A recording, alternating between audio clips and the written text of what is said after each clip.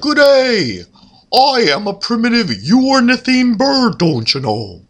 There were a number of primitive Euornithine lineages at the end of the Cretaceous, don't you know?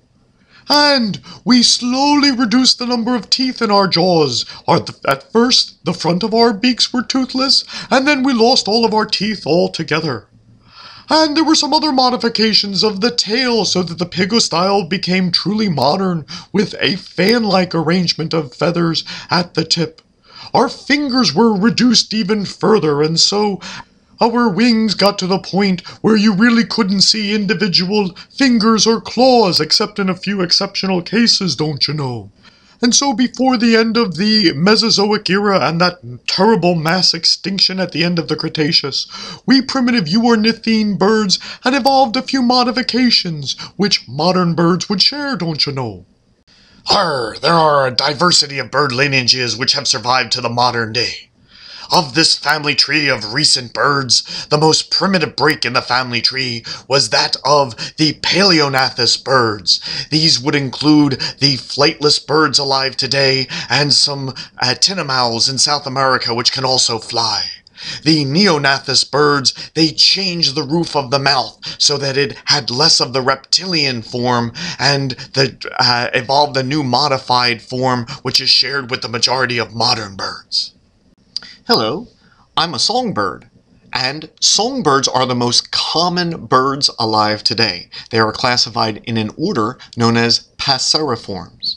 It turns out songbirds have not existed for the majority of Earth's history, only appearing in the Cenozoic era quite recently.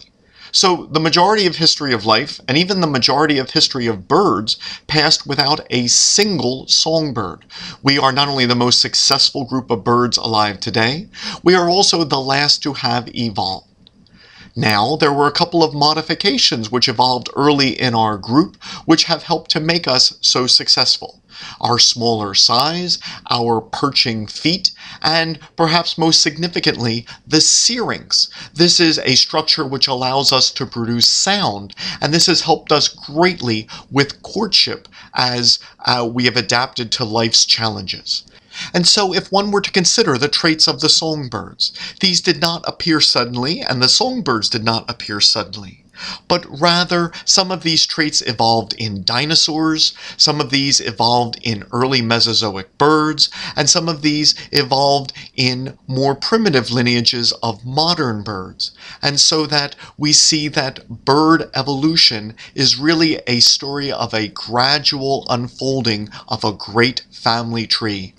In the 230 million years since the first theropod dinosaurs, and the past 150 million years since the first birds.